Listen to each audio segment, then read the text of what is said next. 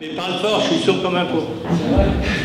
On aperçoit que sur la carte, on ne parle pas du tout des zones boisées classées. Ah, les zones, oui. Alors, c'est pas qu'on n'en parle pas du tout, c'est que... alors, vous m'arrêtez si je me trompe, mais globalement, sur notre territoire, on a deux sujets avec les forêts. Hein, on va prendre les forêts, globalement, on a des propriétaires importants sur le territoire. Quand ce sont des propriétaires importants, ils ont ce qu'on appelle des plans de gestion. Donc, ils s'engagent auprès de l'État pour faire un plan de gestion et ils ont en compensation un certain nombre d'avantages fiscaux pour les plans de gestion permettent d'exploiter la forêt, mais d'une façon raisonnable. Donc, tout ce qui est en plan de gestion, il n'y a pas forcément besoin de les classer. Après, vous avez des petites parcelles. Alors ça, c'est le choix des communes. Il y a des communes qui ont cherché à beaucoup classer, d'autres qui ont souhaité ne pas le faire.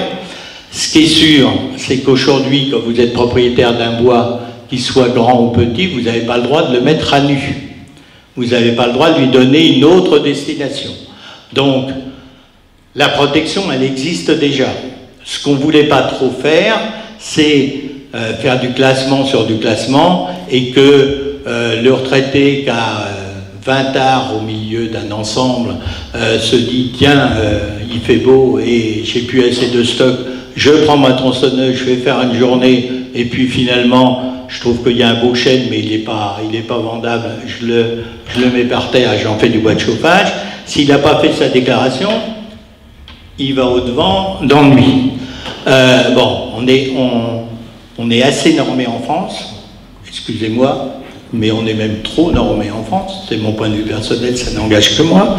Ça ne nous paraissait pas raisonnable, dans la mesure où un propriétaire ne peut pas mettre à blanc son bois, il est classé par principe. Après, là on parle du montois. Ah, on est d'accord? Donc ça, c'est le schéma du montois. On parle de la Bassée maintenant. La Bassée, c'est une forêt alluvionnaire, globalement, qui est pour beaucoup inondée, appelée à l'être ou qu'il l'a été. Hein. Je dis qu'il l'a été parce qu'avec la régulation des lacs de Seine, on l'est globalement moins, même si on ne l'est pas. Donc il y a une autre mission, et là, au niveau de l'environnement, c'est quelque chose d'intéressant. Par contre, au niveau de l'exploitation du bois, il n'y a pas de sujet, quoi, par rapport à... C'est du taillis avancé, voilà. Si tu veux te chauffer, il faut mieux aller taper dans le montois que dans la Bassée, quoi. C'est ça que je veux te dire. Voilà pourquoi on n'a pas classé sur... voilà, on n'a pas besoin de classement pour conserver, quoi. C'est en ce sens. D'autres questions? Oui. Il y a la vallée de la Voulzie, oui. La vallée de l'Auxance. Oui. Est-ce qu'en bordure de ces rivières, ça doit être classé en AP ou en A? A. On est... Alors, oui, alors là c'est pareil, je vais te répondre. Alors, pour que tout le monde comprenne, parce que là on commence à plus comprendre, parce que c'est très particulier, je vous rappelle, les zones agricoles peuvent être zones agricoles ou zones agricoles protégées. Je vous rappelle que ça ne change rien pour l'agriculteur tant qu'il exploite. Ça peut changer pour lui si il veut construire un hangar. La zone agricole protégée, on l'a fait plutôt, je ne dis pas seulement, mais plutôt sur les points de vue. C'est-à-dire qu'un beau hangar agricole en tôle qui reflète sous le soleil et que l'on voit à 5 km à la ronde, c'est pas trop notre objectif. Hein, on est bien d'accord? Surtout qu'il suffit quelquefois de le décaler de 100 ou 150 mètres pour qu'il soit plus caché, plus discret et que ça permette de rendre service à l'agriculteur. Hein, c'est pas le sujet, mais voilà. Donc c'était ça le principe. Alors après, je reviens par rapport au classement des cours d'eau. Alors les cours d'eau, ben, je t'apprends rien, mais je vais l'apprendre quand même, on va le dire devant tout le monde. Les cours d'eau, déjà les agriculteurs sont tenus d'avoir une zone de protection le long des cours d'eau. Donc ça, c'est au titre, c'est pas au titre de l'urbanisme, c'est au titre de la PAC. Donc on a déjà un classement. Après, objectivement, là je parle sous votre responsabilité, on n'a pas été chercher forcément les cours d'eau en tant que tels parce qu'on a déjà cette protection PAC. Voilà. Et que la demande serait plutôt d'agrandir la zone par rapport à ça. C'est ce qu'on appelle le deuxième volet de la politique agricole commune de l'Europe, hein, pour vous remettre dans le contexte. Donc voilà, mais on a été très attentif quand même par rapport à ça. Les choses, hein. D'autres questions? On a l'ambition de l'arrêter le 11 juillet. Vous avez compris la procédure. Vous savez que quand vous allez vous tourner vers le commissaire enquêteur, vous n'allez pas blesser, vous n'allez pas fâcher vos élus locaux.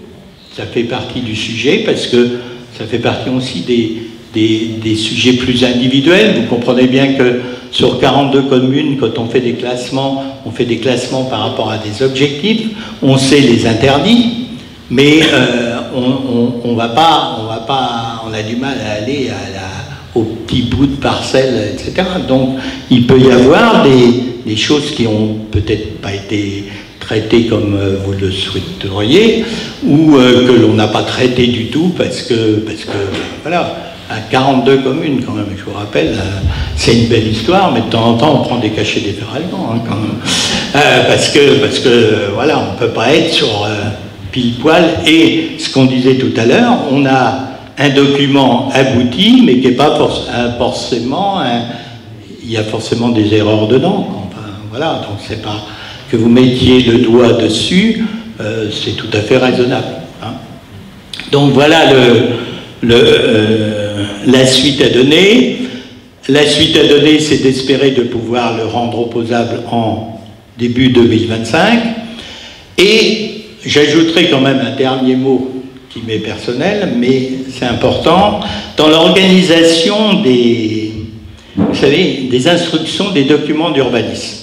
Je vous rappelle l'histoire. Avant, les communes rurales n'avaient pas les moyens d'avoir des compétences en interne.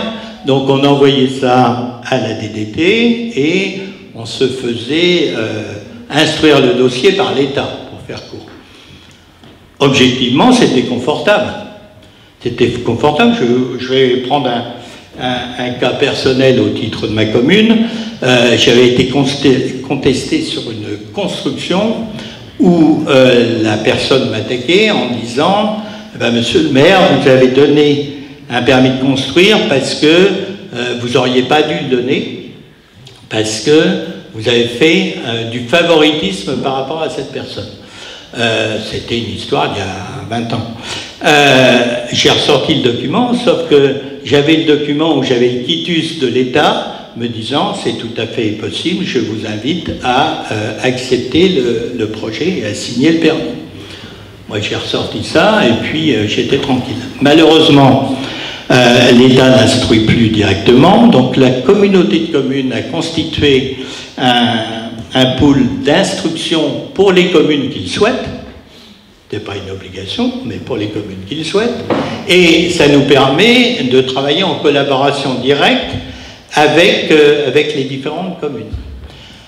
Donc vous avez compris aussi l'intérêt, c'est que quand on aura un document unique à travers le PLUI, comprenez que ça sera plus simple de traiter sur un seul document, même s'il y a des variantes par rapport aux communes, de travailler sur un seul document, que de travailler là sur des sujets qui sont carte communale, règlement national d'urbanisme, PLU pour certains, voilà, donc c'est quand même compliqué. Et puis le deuxième sujet quand même que je voudrais vous dire aujourd'hui, c'est que le fait de travailler 42 communes ensemble, on a mutualisé aussi un certain nombre de choses.